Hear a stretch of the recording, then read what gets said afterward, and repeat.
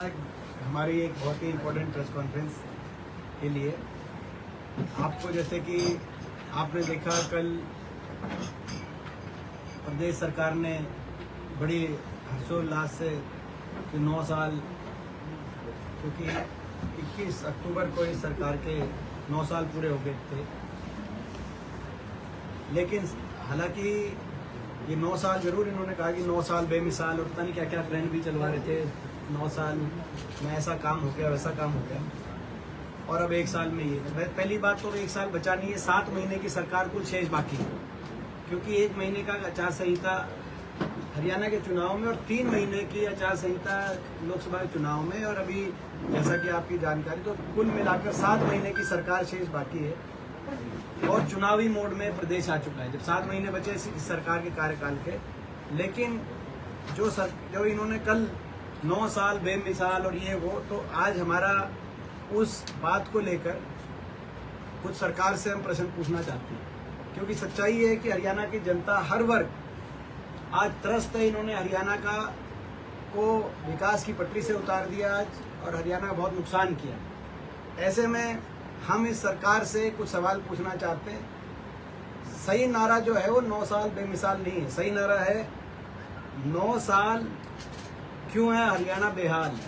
9 साल और हमारे 9 सवाल, हम अपने 9 सवाल इस सरकार, आप लोग के माध्यम से सरकार से हम ये 9 सवाल पूछना चाहते हैं। पहला सवाल, सरकार बताई 9 साल में हरियाणा पूरे देश में बेरोजगारी दर में नंबर 1 कैसे बन गया। आज भारत सरकार संसद के अंदर लिखित जवाब ये दे रही है कि देश में सबसे ज्यादा बेरोजगारी आज हरियाणा प्रदेश में है, और भारत सरकार, मोदी सरकार ने इस सत्र में ये भी बताया कि ना सिर्फ बेरोजगारी देश में सबसे ज्यादा है, लेकिन हरियाणा की बेरोजगारी दर 3.5 गुना ज्यादा है 2014 से। 2013-14 के मुकाबले में 3.5 गुना हरियाणा में बेरोजगारी बढ़ गई। ये मोदी सरकार बता रही है, केंद्र की सरकार। तो हरियाणा में इतनी बेरोजगारी कैसे आ गई? ना कोई निवेश हुआ, ना इंडस्ट्री आई, ना प्राइवेट में नौकरी, ना सरकारी क्षेत्र के अंदर हरियाणा के अंदर भर्तियां उस हिसाब से सरकारी रोजगार दिलाने में सरकार सफल हो पाई, या तो बहुत से पद समाप्त कर दिए गए। और जो फिर भी कोई एक आधी लिस्ट आई, तो आपने जैसे देखा कि उन लिस्टों में हरियाणा से ज्यादा हरियाणा के बाहर के बच्चों को प्रेफरेंस दी गई। जैसे कृषि विभाग के लिए अभी एचपीएससी ने 600 एडीओ पद की भर्ती करी, जिसमें केवल 50 का चयन किया गया, जिसमें केवल 24 हरियाणा के 600 पदों के अगेंस्ट। इसी रूप से एसडीओ इलेक्ट्रिकल में भर्ती हुई थी 99 पोस्ट 2021 में, इसमें केवल 22 हरियाणा के, 77 बाहर के। इसी रूप से 2019 में उससे पहले एसडीओ भर्ती हुई थी, उसमें 80 में से 78 बाहर के और 2 हरियाणा के। उस समय जेजेपी की पार्टी ने भी बहुत शोर मचाया था उस पर, आज वो सरकार का हिस्सा है उससे पे। और इसी के साथ इसी साल lecturer group B technical education 157 में 103 बाहर के, केवल 53 हरियाणा के। इसी तरीके से असिस्टेंट प्रोफेसर पॉलिटिकल साइंस की भर्ती में 18 में से 11 बाहर के उम्मीदवार, केवल 7 हरियाणा। एचसीएस भर्ती 2021 में भी 34 बाहर के सिलेक्ट हुए थे। तो ये हरियाणा प्रदेश, बाकी किसी प्रदेश में मैंने आंकड़े शेयर किए थे कि आरपीएससी ने मैं कहा कि केवल 1% से कम बाहर के प्रदेश राजस्थान में भर्ती किए जा रहे हैं।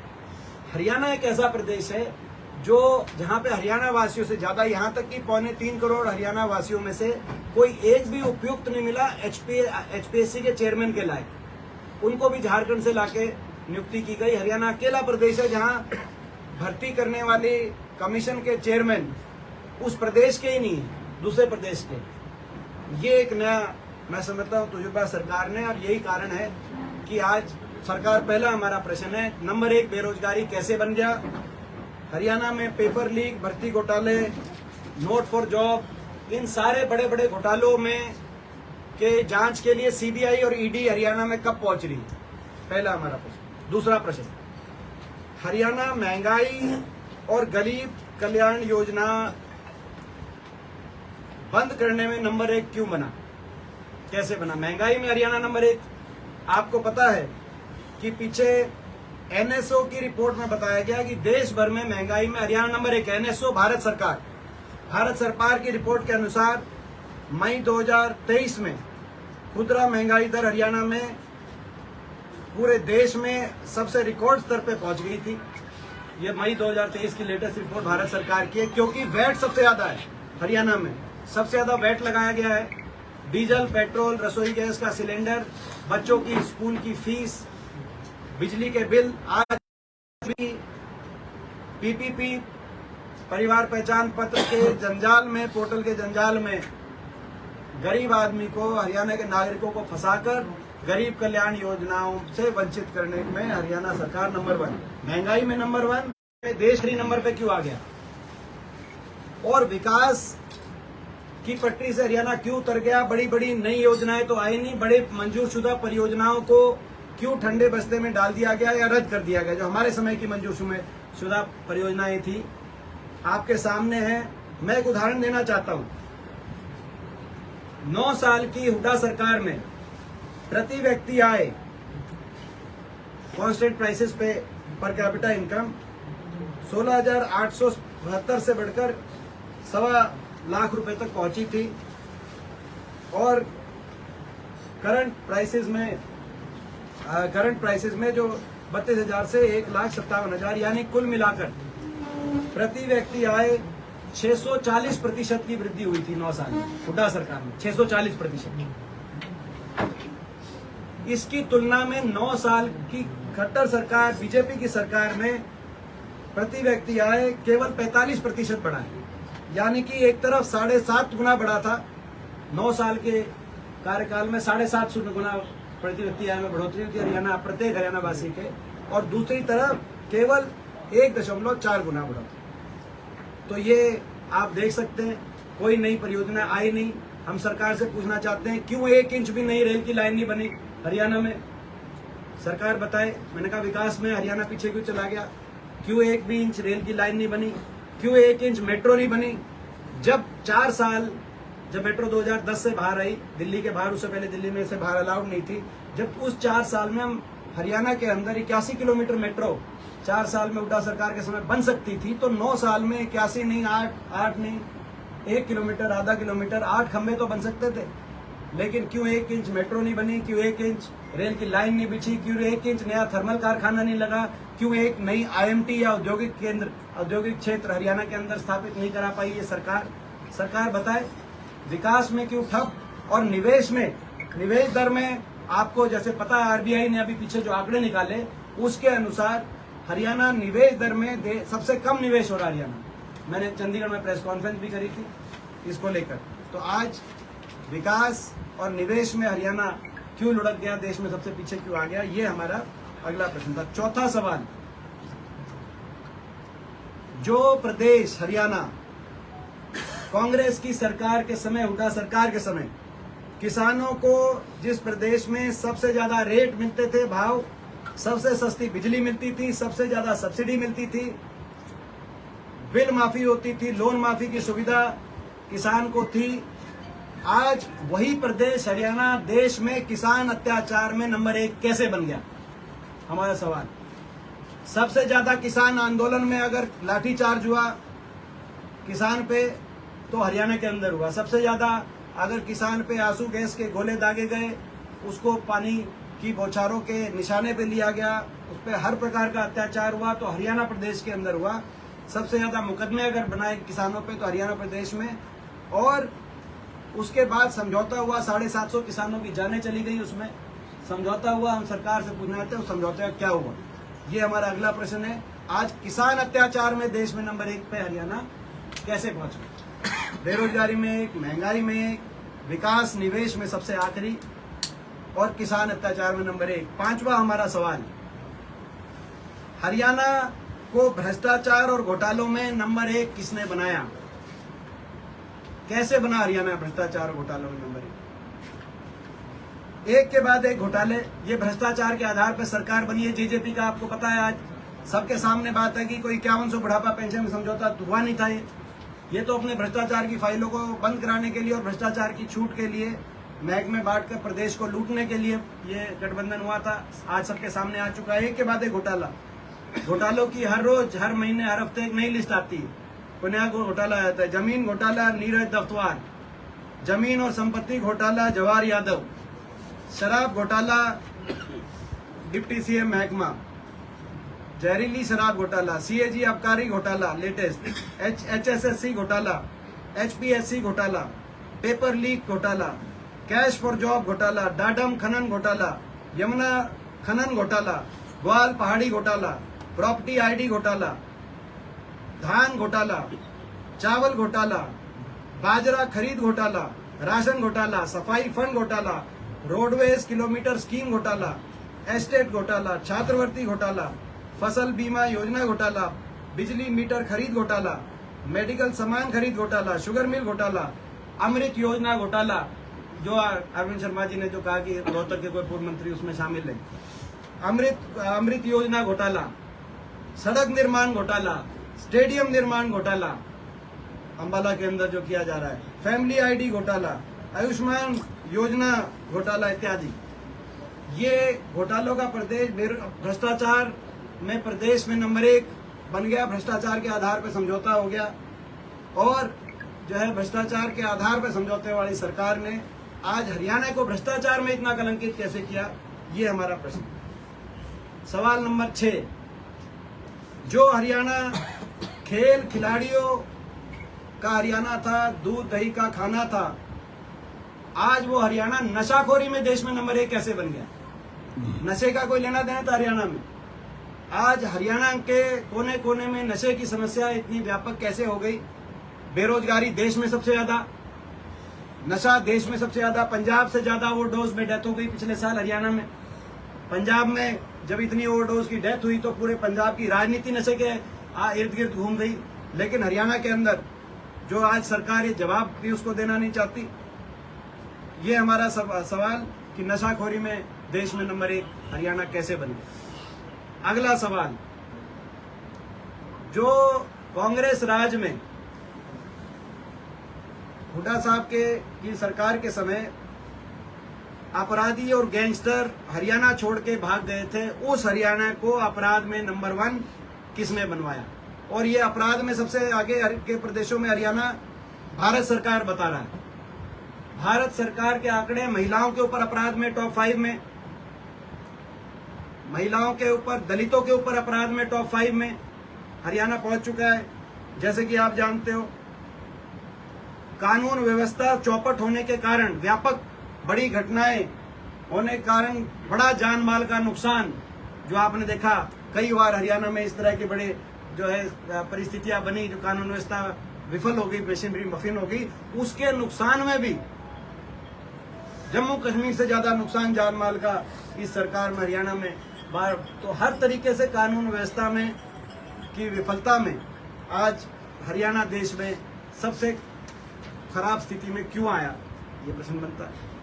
हमारा 7वां प्रश्न, 2014 में जिस प्रदेश पे 61,000 करोड़ का कर्जा था, बिना कोई रेल की लाइन बनवाए, बिना कोई मेट्रो बनवाए, बिना कोई IMT या औद्योगिक क्षेत्र बनवाए, बिना कोई बहुत बड़ी विश्वविद्यालय, यूनिवर्सिटीज इस तरह की कोई करे, बिना कोई थर्मल का कारखाना बनाए, आज उस प्रदेश पे 4 लाख करोड़ से ज्यादा कर्ज कैसे चढ़ गया? तो ये भ्रष्टाचार की देन है। आज हर प्रत्येक हरियाणा वासी पे 1.5 लाख का कर्ज हर प्रदेशवासी पे चढ़ाने का काम इस सरकार ने किया। और कार्य क्या किया वो आपके सामने, को कार्य किया नहीं। 8वां सवाल, प्राइमरी से लेकर उच्च शिक्षा तक हरियाणा का सरकारी शिक्षा तंत्र बर्बाद क्यों हुआ? आप देख रहे हैं प्रदेश के अंदर अभी NIRF, national institute ranking framework की जो आई थी, रैंकिंग आई थी, ये भी रैंकिंग कोई हमने नहीं करी, भारत सरकार की रैंकिंग है। इसमें शिक्षा नीति की पोल खुल गई। NRF रैंकिंग के अनुसार ओवरऑल टॉप 100 में हरियाणा का कोई उच्च शिक्षण संस्थान नहीं है। विश्वविद्यालय की रैंकिंग में गिरावट आई, आपको याद होगा 2014-15 जब मोदी सरकार आ गई थी देश में, उस समय की जो रैंकिंग आई थी ministry of human resource development की, उस समय हरियाणा के 7 यूनिवर्सिटीज, रोहतक भी यूनिवर्सिटी शामिल थी, उस समय टॉप 100 में थे। आज एक भी क्यों नहीं? उस शिक्षा की ये स्थिति क्यों गिर गए? कौन जिम्मेदार है? एमबीबीएस में जो हमारे समय 40,000 रुपए की फीस थी, आज वहां पर 40 लाख की बॉन्ड की प्रत्येक स्टूडेंट से 40 लाख की बॉन्ड की कंडीशन कहां आई? क्या कोई गरीब माता पिता, कोई मध्यम वर्ग का माता पिता 40 लाख रुपए दे सकता है? हमारे मेडिकल कॉलेज तो तभी बनाए गए थे। एक ऐसा कोई इंस्टीट्यूट हरियाणा के अंदर कोई स्थापित नहीं हुआ इस सरकार में। और यहां तक कि प्राइमरी सेकेंडरी एजुकेशन, खिलाड़ियों को सम्मान देने वाला हरियाणा, पद लाओ पदक पाओ की नीति वाला हरियाणा, ऐसे हरियाणा में पदक विजेता खिलाड़ियों के साथ फोटो खिंचवाने वाली सरकार के मुख्यमंत्री, खेल मंत्री आज खिलाड़ियों को पद क्यों नहीं देना चाहते, प्रतिष्ठा क्यों नहीं देना चाहते? और छोड़ो पद और प्रतिष्ठा छोड़ो, हमारी महिला खिलाड़ियों को न्याय भी क्यों नहीं दिलवाना चाहते? केवल उनके साथ फोटो खिंचवाना चाहते? ये कितनी घोर अन्याय की बात है। इसमें महिला बेटी बचाओ बेटी पढ़ाओ के नारे की भी और खेलो इंडिया नारे की भी अगर एडवर्टाइजमेंट कहीं देखनी है तो हरियाणा आइए, आपको बेटी पढ़ाओ बेटी बचाओ, क्योंकि वो बेटी पढ़ाओ बेटी बचाओ नहीं निकला, वो ब्रिजभूषण बचाओ निकला, वो खेलो इंडिया नहीं निकला। तो ये स्थिति है। आज ये 9 साल 9 सवाल हम आपके माध्यम से इस सरकार से पूछना चाहते हैं कि सरकार बताए, ऐसा हरियाणा का भट्टा आपने कैसे बिठाया? क्वेश्चन करोगे? प्रश्न और भी बहुत से बनते हैं। अब 7 महीने का समय बचा है तो प्रश्न ये भी बनते हैं कि इन्होंने अपने वायदे पूरे क्यों नहीं किए? एमएसपी गारंटी कहाँ है? भाजपा के मैनिफेस्टो में था कि किसान की आमदनी दुगनी होगी, उसका क्या हुआ? 5100 बुढ़ापा पेंशन का वायदा था, उसका क्या हुआ? ओल्ड पेंशन स्कीम का वायदा था, उसका क्या हुआ? पंजाब पे स्केल की बात थी, उसका क्या हुआ? मनेठी एम्स की बात थी, उसका क्या हुआ? 7 महीने में हर जिले में मेडिकल कॉलेज खुलने की बात थी उनके मैनिफेस्टो में, उसका क्या हुआ? कच्चे कर्मचारियों को पक्का करने की बात थी, उसका क्या हुआ?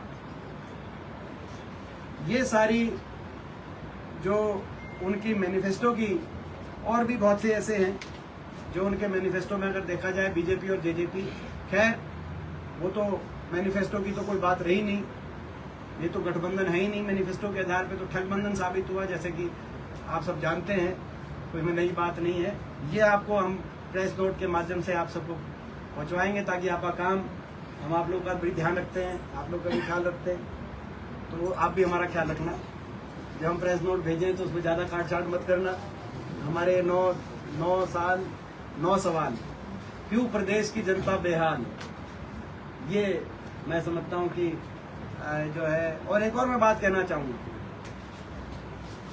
बड़ा भारी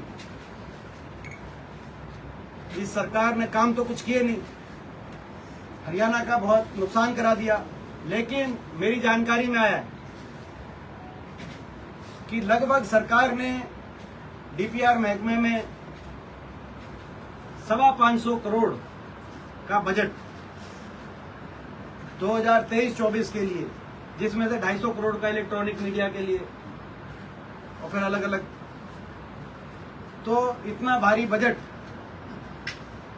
सरकार ने, मैं समझता हूं, क्योंकि ये लोग आम आदमी पार्टी को कहते थे, उससे भी 2 कदम आगे निकल गए। तो काम करो मत, और इतना बड़े पैमाने पे ये बजट खर्चा जा रहा है। आप लोग सभी रोहतक के हमारे प्रेस कर्मी ईमानदार और निर्भीक पत्रकारिता के प्रतीक हैं।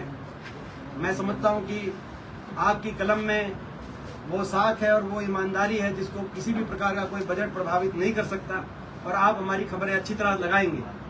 मगर इन्होंने ये किया, इन्होंने करने काम किया है, तो ये मैं समझता हूँ इसका भी मुंह तोड़ जवाब आप लोग के माध्यम से आप देंगे। और वैसे भी सोशल मीडिया का भी है, आजकल सोशल मीडिया अच्छा चलता है। और जहाँ तक सोशल मीडिया की बात है, हम सोशल मीडिया के अपने सारे साथियों को कहना चाहते हैं, अब ये सोशल मीडिया पे भी बजट खर्च रहे, लेकिन सोशल मीडिया में बजट खर्चने से जन भावनाएं दबाई नहीं जा सकती, क्योंकि बजट खर्च के सोशल मीडिया पे ये दिखाएं कि भाई बहुत अच्छा है, ये वो बड़ा अच्छा काम हुआ, बहुत इस सरकार ने बड़ा बढ़िया काम किया, बीजेपी सरकार, तो उस पर नो व्यू। और ये दिखाएं कि भाई ये देखो क्या हो रहा है, सरकार ने भट्टा बिठा दिया, उस पर देखें 90,000 व्यू। तो जो लोग देखते तो हमारी, इसीलिए सोशल मीडिया वाले वो आप सत्य दिखाते हैं, और अगर कोई सोशल मीडिया वाला प्रभावित हो जाता है तो दूसरा जो सत्य दिखाता है उसका ज्यादा टीआरपी बढ़ा देते हैं। हम विपक्ष में है तो हम टीआरपी तो बढ़ाएंगे किसी ना किसी को। तो मैं समझता हूँ कि ये सरकार के कारनामे हैं। 9 साल 9 सवाल। अब हम लेंगे आपके सवाल। 9 साल 9 सवाल ये हमारी तरफ से थे। और जवाहर यादव का जो नाम तोड़ किया, लेकिन लीक के मामले में आपने डिप्टी सीएम और उसका विभाग को नहीं दिखाया। भाई नहीं वो तो नहीं, वो बाई नेम ही है, तो अपना नहीं, वो असल में वो दोनों घोटाले, जमीनी घोटाले, लेकिन बाई नेम अलग अलग घोटाले थे। और तो है ही, तो है इसमें कहने की कोई जरूरत नहीं कि जिसके पास महकमा है।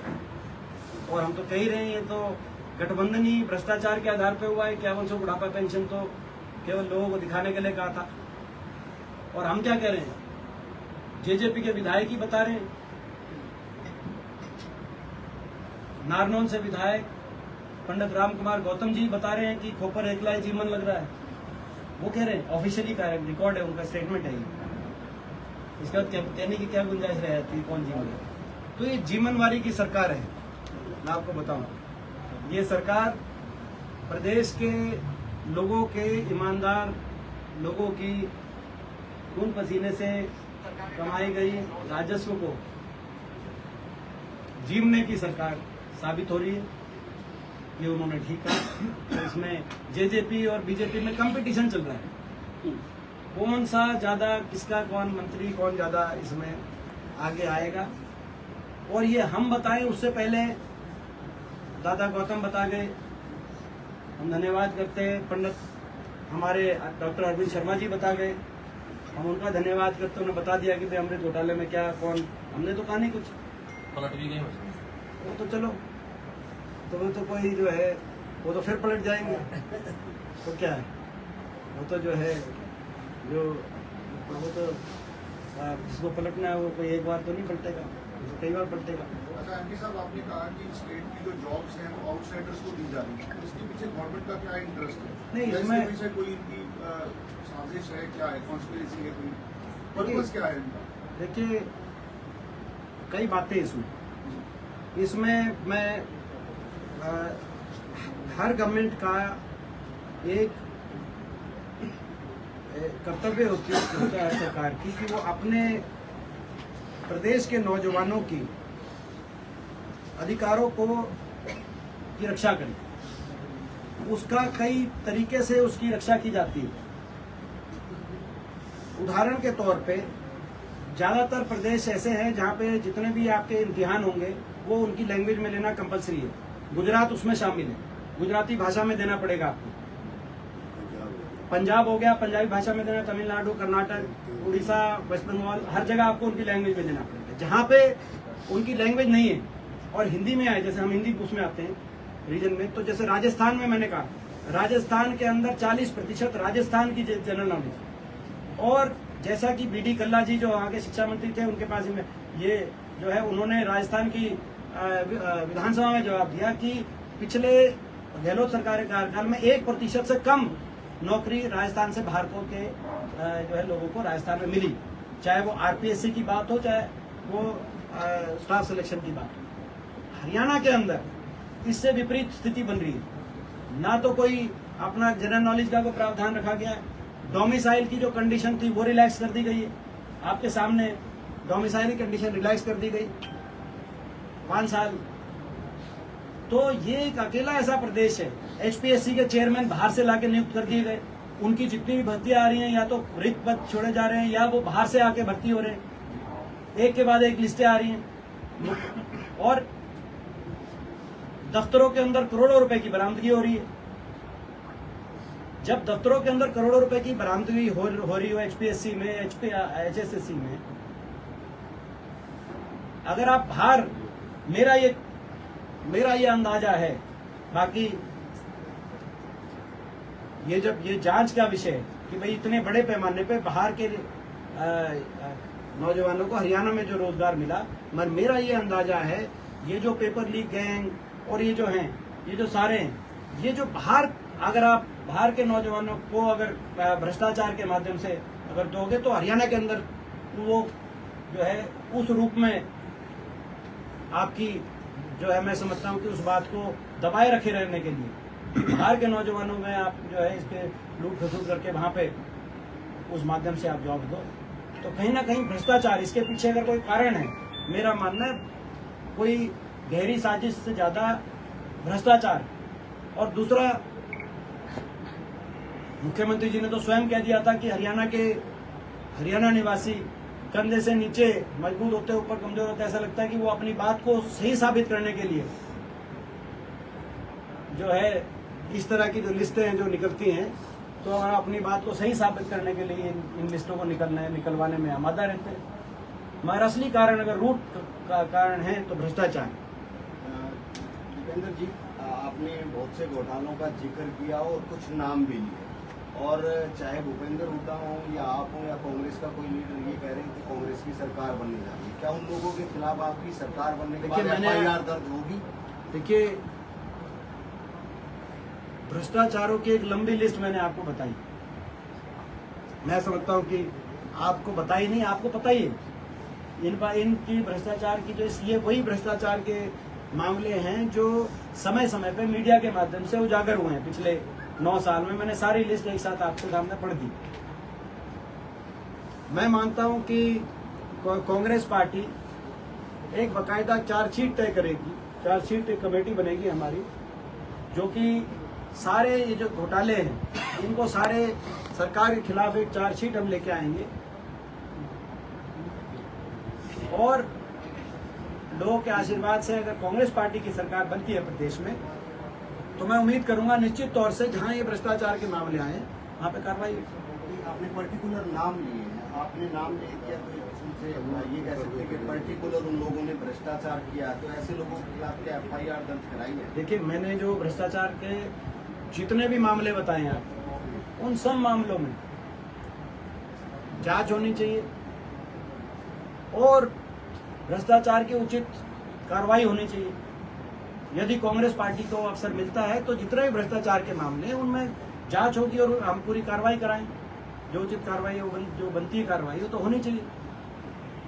दीपेंद्र जी, एक कंपनी को सरकार ने ब्लैक लिस्टेड किया है, यासी नाम की, जो प्रॉपर्टी सर्वे करती है। वो मैंने प्रॉपर्टी आईडी घोटाला भी आज बोला था, और मगर वो जो सॉरी उसमें एक बड़ा अमाउंट ऑलरेडी रिलीज किया जा चुका है और सभी उनमें प्रॉपर्टी आईडी सब में त्रुटि मिल रही है, तो क्या उस कंपनी से वापस वो जो भी दिया गया है उससे वापस नहीं लिया जाना चाहिए? देखिए, ये जो आपके लोकायुक्त द्वारा, सरकार भी लोकायुक्त द्वारा की गई कार्रवाई है, और इसमें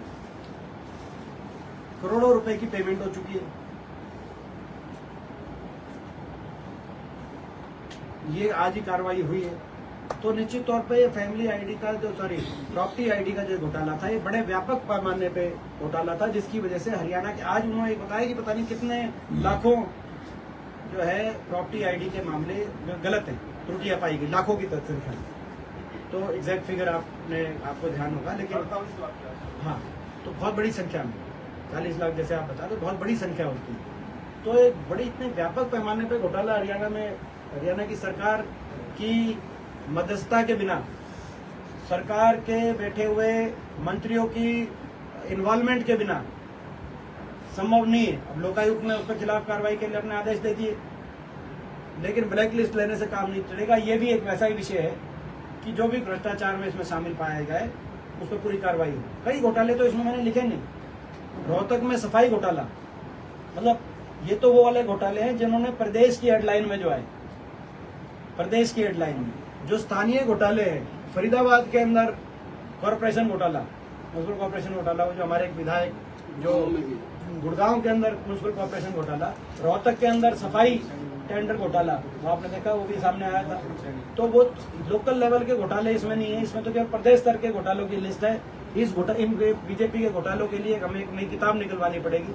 उस किताब की जो है मैं समझता हूँ कि पूरा ये एक स्थिति है। इसमें एक चीज और है कि बहुत सारे सर्विसेज है हरियाणा गवर्नमेंट की प्रॉपर्टी आईडी से अटैच है, उन सर्विसेज पे भी इफेक्ट आएगा।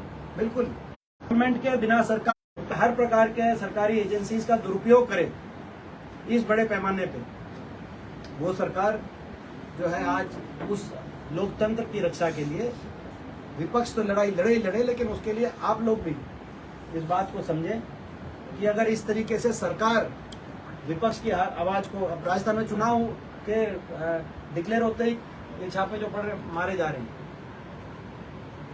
तो प्रदेश कांग्रेस कमेटी के हमारे प्रधान के, मुख्यमंत्री जी के, जो वहाँ पे गहलोत साहब है, हर व्यक्ति के पहुंचे हुए हैं। तो ये केवल राजस्थान का उदाहरण नहीं है, छत्तीसगढ़ में भी ये स्थिति, मध्य प्रदेश में कहीं ना कहीं वो दबाव भूपेंद्र सिंह हुड्डा पर भी तो नहीं दिया जा रहा। अनिल विज कह रहे हैं कि जेल में कमरा तैयार करवा दिया। तो वो हुड्डा साहब उसमें कई बार जवाब दे चुके हैं। और जो है कोई ऐसी धमकी नहीं है इनके पास, और कोई ऐसी जेल नहीं बनी बीजेपी के पास जो हमें ईमानदारी से लोगों की लड़ाई लड़ने से रोक सके। मेरे परदादा जी को काले पानी की सजा हुई थी अंग्रेजों के समय। मेरे दादाजी 8 साल जेल में रहे अंग्रेजों की काली कोठरियों में। तब ये नहीं पता था देश आजाद होगा कि नहीं होगा, तब भी हमने जायज लड़ाई लड़ी थी। हुड्डा साहब में वो संस्कार हैं, हमारे में वो संस्कार हैं। हम ईमानदारी से हरियाणा वासियों की, देशवासियों की, भारतवर्ष की लड़ाई लड़ने के लिए हम लड़ाई लड़ते रहेंगे। बीजेपी के पास कोई ऐसी धमकी और कोई ऐसी जेल नहीं है जो ये हम उस जवाब का जो उन्होंने बोला ना, उसको आप सुना देना जिन्होंने बोला। सरकार ही अच्छा, 9 साल के और दूसरी बात, ये जो बारी बारी बोलते हैं कि ये जो है, ये आज नहीं बोल रहे, 9 साल से बोल रहे। क्या ये कोर्ट है?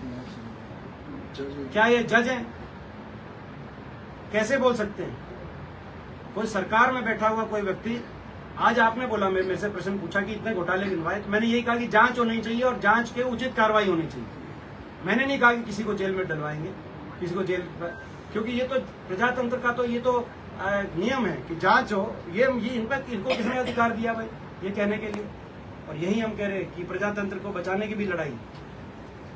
अच्छा दीपेंद्र जी, कांग्रेस का संगठन के तौर पर चुनाव को देखते हुए कैसी तैयार है? बीजेपी ने तो अपना हरियाणा का प्रदेशाध्यक्ष भी आज बदल दिया है, ओम प्रकाश नायब सिंह सैनी को बना दिया है, नायब सिंह सैनी को। आपकी किस तरह की तैयारी है संगठन को लेकर? ये हमें जानकारी, देखो इस बारे में जानकारी नहीं, आप संगठन की, आपकी कांग्रेस की हाँ, कांग्रेस की क्या तैयारी है? संगठन को लेकर कांग्रेस की तैयारी क्या वैसे अच्छा, एक बार चेक करके बताएंगे उसके बारे में। जहाँ तक कांग्रेस की बात है, देखो वो तो मैं चेक करके बताऊंगा, उसमें जब तक पूरी हमें खबर नहीं मिलेगी। लेकिन कांग्रेस का संगठन, हमारा संगठन बना हुआ है, हमारा संगठन बहुत मजबूत भाई, हमारा संगठन बना हुआ है, हमारा संगठन बहुत मजबूत है। कांग्रेस का संगठन घर घर में, बीजेपी का जो संगठन है वो पन्नों तक सीमित है। आपको याद होगा कि पिछले कई दिनों से, पिछले मैं कहूँगा कई वर्षों से, 2019 के इस टाइम से ही चुनाव से, जो बीजेपी के प्रदेश अध्यक्ष धनखड़ साहब वो कहते हैं कि भाई, धनखड़ साहब की लगातार स्टेटमेंट है कि हमारा पन्ना प्रमुख बन गया और इनकी संगठन नहीं, इनका संगठन नहीं। और जब चुनाव हुआ था 2019 में, उस समय में हमने कहा था कि हमारा संगठन घरों तक है, आपका संगठन पन्नों तक है। मैं समझता हूँ जब वो चुनाव क्षेत्र में गए होंगे, हमारे बैठे हैं कुलदीप जी बादली विधानसभा क्षेत्र से, तो उनको बादली विधानसभा क्षेत्र में महसूस हुआ होगा कि हमारा संगठन घर घर तक था, तभी वहां से कांग्रेस जीती। तभी प्रदेश के अंदर कांग्रेस की 31 सीट आई, केवल 3900 वोट शेयर में केवल 3900 वोटों का फर्क रह गया पिछली बार। और वो 3900 वोट, वो 3900 वो आदमी थे जो ये मान के वोट डालने नहीं गए कि 75 पार आ रहे हैं, इसमें क्या वोट देंगे। नहीं तो 3900 वोटों का फर्क नहीं है प्रदेश में। तो पिछले कोई ये सवाल नहीं पूछने जा रहा था। वो तो इसलिए कि बीजेपी का अध्यक्ष बदल दिया है। आपका तो ठीक था, मैं आपकी नहीं तो सुनो, फिर पैसे तो दिलवा दो। दीपेंद्र जी आप देखो, सुनो भाई, देखो इसमें जो ये मैं बजट बता रहा हूँ आपको, ये मैं बजट बता रहा हूँ 525 करोड़ कहाँ हरियाणा का है? और हरियाणा का 2023-24, मतलब ये जो तो आपने ये नहीं सुनो, हम इसमें खुश हैं, अगर आप लोगों तक वो पहुंचे ईमानदारी से। लेकिन मैं एक और बता रहा हूँ, इसमें भी बड़ा भारी घोटाला सामने आएगा है। आम आदमी पार्टी के जो लीडर हैं अब दिल्ली के मुख्यमंत्री केजरीवाल, केजरीवाल जी ने हरियाणा में उपचुनाव आदमपुर में ये कहा कि पंजाब के पास देने के लिए अतिरिक्त पानी नहीं है, इसीलिए पंजाब पानी नहीं दे रही। मगर वो फैसला तो उनका थोड़ी है, ये भी फैसला सुप्रीम कोर्ट ने करना था। जब दो भाइयों में लड़ाई हो जाए कि पानी ज्यादा है कि कम है, तो कोर्ट फैसला करे। कोर्ट ने फैसला कर दिया कि पंजाब के पास ज्यादा पानी है, इसलिए वो पानी दे। ये कह रहे हैं कि भाई खुद ही अपना फैसले के बाद बोल रहे। उस टाइम भी पहला फैसला तो आ ही गया था, अब दोबारा सुप्रीम कोर्ट ने कहा कि भाई आप उसकी इंस्पेक्शन करो और अपना उस पर कार्रवाई कराओ।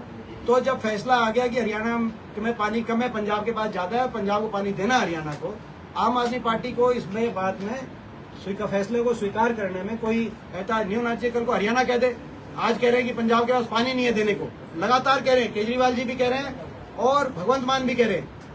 देखो लगातार कह रहे पंजाब के पास पानी नहीं है देने को, कल को हरियाणा कहते कि हमारे पास पानी नहीं है दिल्ली को देने को, दिल्ली में इनकी सरकार है, फिर क्या होगा?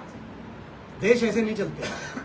देश नियमों से, संविधान से, कायदे और कानून से चलते हैं। ये मैं बताना चाहता हूँ आम आदमी पार्टी के दिल्ली के मुख्यमंत्री जी को बताना चाहता हूँ मैं, केजरीवाल साहब। देखिए पंजाब के जो उनके दुर्भाग्य है, पंजाब के मुख्यमंत्री जो बोल रहे हैं बड़ा भारी दुर्भाग्य है, लेकिन ये उनकी पार्टी के अध्यक्ष भी यही बात कह रहे हैं, वो और भी ज्यादा बड़ा दुर्भाग्य है। यानी साहब 9 साल के दौरान करीब 30 घोटाले सामने आए, 3 हिंसक आंदोलन हुए, जांच के आदेश दिए गए, जांच क्या कारण की एक जांच रिपोर्ट भी सामने नहीं? जांच रिपोर्ट तो आ गई थी, लेकिन जांच रिपोर्ट को दबा देते हैं। जैसे कि आपको पता है कि भाई कई ऐसी जांच रिपोर्ट है जो बड़ी बहुचर्चित रही, लेकिन उनको दबाया गया। और बाकी घोटाला देखिए, आज के दिन जांच एजेंसियां जो देश की ओवर टाइम काम कर रही है। उनका काम यह है कि भाई विपक्ष की कोई भी मजबूत आवाज हो देश में, उस आवाज को किस तरीके से घेरा जाए, उस आवाज को कैसे कुचलने के लिए पूरा प्रयासरत किया जाए। और उसके बाद मीडिया को भी, कोई मीडिया भी, तो आपने कहा मीडिया में भी ये जांच एजेंसियां मीडिया की तरफ खोलने में भी इनको कोई जो है, इन्होंने कोई किसी तरह का इनका कोई इन्होंने नहीं दिखाया कि भाई, तो पूरा अपना मीडिया की तरफ भी, तो ये स्थिति है। अच्छा ये कंफर्म है क्या जो बता रहे हो? सुनो, कंफर्म है। वो एक बार कंफर्म करके उस पे दे दो टिप्पणी। वो राष्ट्रीय सचिव बना दिया, राष्ट्रीय सचिव कर लो एक बार अपनी फिर भी कंफर्म।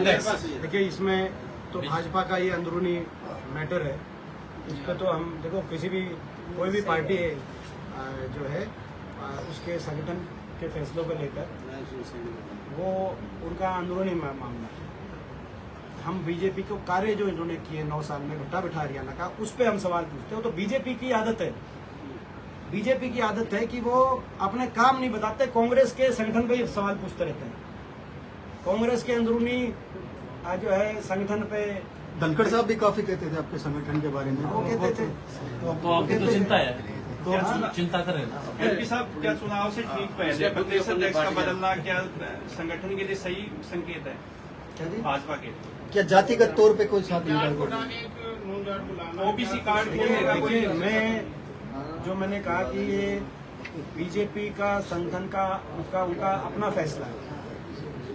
ये फैसला का जो है आकलन करना उनका काम है। हमारा काम है इस प्रदेश सरकार की ऑन द मेरिट सरकार कैसी चली है उसका आकलन करके आप लोगों के माध्यम से लोगों तक ये पहुंचाना कि भाई प्रदेश में क्या स्थिति है। प्रदेश का तो भट्टा बिठा दिया, बना दो किसी को बनाओ, किसी को हटाओ, उससे क्या फर्क पड़ता है? लोगों का क्या भट्टा जो बिठाया, जो 9 सवाल हमने पूछे उसका बता बनाए। 9 सवाल आपके क्या चुनावी मुद्दा होंगे और जनता के बीच में जाएंगे हम नौ तो क्या, हम तो मैं कह रहा हूँ 900 सवाल लेके जाएंगे, लेकिन हाँ ये जो है ये मुख्य मुद्दे हैं। क्या कहते हैं ओपी जी, ये मुख्य मुद्दे हैं। आप इनमें देखिए, बेरोजगारी में नंबर 1 बन गया हरियाणा, महंगाई में नंबर 1 बन गया हरियाणा, नशे में हरियाणा, अपराध में हरियाणा, भ्रष्टाचार में हरियाणा। तो ये तो एक आपके और हमारे सबके लिए सोचने विचारने की बात है। विकास ठप हो गया, बड़ी बड़ी परियोजनाएं, मैं परियोजनाओं के बारे में नहीं बोला, कई दिन अलग से प्रेस कॉन्फ्रेंस करेंगे परियोजनाओं के बारे में, क्योंकि ये बीजेपी तो विकास की तो बात ही नहीं करती। हमारा मैम का इंटरनेशनल एयरपोर्ट जेवर चला गया नोएडा, अकेला मैं लड़ता रहा, प्रदेश के मुख्यमंत्री या किसी सांसद ने यह भी नहीं कहा कि ये नहीं जाना चाहिए। कितनी बड़ी परियोजना थी, उससे कितना नुकसान हुआ। इंटरनेशनल एयरपोर्ट, गोहाना में रेल कोच फैक्ट्री बनारस चली गई, ठीक है प्रधानमंत्री जी का कॉन्स्टिट्यूएंसी है, वो अपनी नहीं मंजूर कराते। ये मंजूर शुदा रेल कोच फैक्ट्री कितनी मुश्किल से मैंने मंजूर कराई होगी, वहाँ वो चली गई। एम्स का जो झज्जर बाड़सा वाला सेंटर है, वहाँ नेशनल कैंसर इंस्टीट्यूट एक बनाया था, वहाँ पे 10 और बनने थे बड़े बड़े इंस्टीट्यूशन, वो 10 बने नहीं। एम्स बनी थी, बना नहीं। RRTS ये सबसे महत्वपूर्ण है, इसके लिए मैं अलग से प्रेस कॉन्फ्रेंस करूंगा एक दिन। RRTS जो मेट्रो की बात होती है, मेरठ पहुंच गया। मेरठ से पहले 3 RRTS की लाइन मंजूर थी, मेरठ की चौथी लाइन थी। दिल्ली पानीपत, दिल्ली हिसार वाया रोहतक और दिल्ली अलवर वाया गुड़गांव, ये 3 लाइन पहले बननी थी, चौथी मेरठ की बननी थी। ये रैपिड मेट्रो जो अभी शुरू करी प्रधानमंत्री जी ने, मेरठ तक शुरू करी, जो आपने देखा होगा ना, उसका नाम भी प्रधानमंत्री जी ने अपने नाम पे रखा है, मेरे ख्याल नमो जो है। दिल्ली मेरठ का RRTS शुरू हो गया, रैपिड रेलवे ट्रांजिट सिस्टम है, मेट्रो मतलब सबअर्बन, उसको मेट्रो बोलते हैं। तो दिल्ली मेरठ में शुरू हो गया। आज आप देखो मेरठ में क्या जो है, मैं राजनीति के ऊपर उठ के बात कर रहा हूँ, बीजेपी की सरकार है, लेकिन वो मेरठ में बना के मंजूर हमने पहले यहाँ का कराया हुआ था। वो आसोदा के अंदर आखिरी जो बल्कि आसोदा छोड़ो, साखोल में जो आखिरी मेट्रो का खंभा है, इसके आगे 1 इंच नहीं आई। 10 साल तक इंतजार कर लिया। क्या ऐसी सरकार को 5 साल और दे, वहीं खड़ पड़ी रहे, विकास वहीं रुका रहे। हम लोग रोहतक तक नहीं, ये RRTS हम हिसार तक लेके जाएंगे, रोहतक तो आएगा। हाँ, पहले चरण में रोहतक, पहले चरण में रोहतक। एक तो दिल्ली में प्रदूषण लगातार बढ़ रहा है और हरियाणा पंजाब के किसानों को जिम्मेदार ठहराया है। देखिए, प्रदूषण की जहाँ तक बात है, मैंने प्रदूषण पे हमेशा हर प्रकार की राजनीति से ऊपर उठ के मैंने बात रखी है। ये प्रदूषण की समस्या बहुत सीरियस समस्या है। आज दुर्भाग्य ये है कि 23 में से जो सबसे प्रदूषित शहर हैं देश के, 23 में से 9 शहर हरियाणा के। ये हरियाणा के लिए सोचने की बात है, हरियाणा की सरकार के लिए सोचने की बात है। और हरियाणा की सरकार में केवल सत्तासीन ही नहीं, हरियाणा के हर राजनीतिक व्यक्ति के लिए और हर विचारक व्यक्ति के लिए सोचने की बात है। क्योंकि अगर हम इसको अब इस पे ध्यान केंद्रित करके इस मुद्दे का समाधान नहीं करेंगे अच्छे से, तो हम अब अगली पीढ़ी को हम अच्छा स्वच्छ वातावरण नहीं देके जा रहे। उनके सेहत को लेकर हम एक सवालिया निशान छोड़ के जा रहे हैं, जो कि मैं समझता हूँ कि एक हमारे लिए बहुत एक सेल्फिश अप्रोच होगी। इसीलिए हर वर्ग, मैं किसी भी वर्ग को ये नहीं कह रहा कि भाई जो है कौन जिम्मेदार है, कम है, कौन ज्यादा है। पॉल्यूशन के लिए हर व्यक्ति जो जिम्मेदार, हम सारे कलेक्टिवली जिम्मेदार है और हमें कलेक्टिवली इसका आंसर निकालना पड़ेगा। और हमें ये संकल्प लेना चाहिए। हरियाणा में आज मैंने जैसे कहा कि 23 में से हरियाणा की 9 इन कुछ चीजों में, क्योंकि जो पोल्यूशन है वो तो हमारी अगली पूरी पीढ़ी को अफेक्ट, हमारे को अफेक्ट कर रही है। पहले जो स्थिति थी वो आज नहीं। दीपेंद्र जी, जननायक जनता पार्टी राजस्थान की सत्ता की चाबी लेने गई है, राजस्थान में चुनाव लड़ रहे हैं और ये कह रहे हैं कि इस बार सत्ता की चाबी हमारे हाथ में है, क्योंकि हरियाणा की उनकी दुकान पे ताला लग गया। हरियाणा में जेजेपी की दुकान पे ताला लग गया, ताला लगा के उनको चाबी दे दी कि भाई तो अब जाओ, ये ताला खुलने नहीं वाला है। तो वो चाबी लेके पहुंच गए राजस्थान में ढूंढ रहे हैं कि भाई वो चाबी कहाँ फिट होगी, किसी के घर में, किसी की गुरेली में, कहीं कितने वो ताली, मगर वो ताली तो खराब होली। इनकी चाबी खराब होली, इनकी चाबी से कोई ताला खुलने नहीं वाला। ये इनकी दुकान यहाँ भी बंद हो गई, हरियाणा में भी इनकी दुकान, निश्चित तौर से राजस्थान में भी इनकी दुकान खुलेगी नहीं। जो है लोग बड़े समझदार हैं, आज के दिन सोशल मीडिया का दीवाना है। राजस्थान वालों ने तो पहले ही समझ लिया यार ये इस तरह के लोग हैं, इनको राजस्थान में एंट्री मत दो। ठीक है जी, धन्यवाद। मीडिया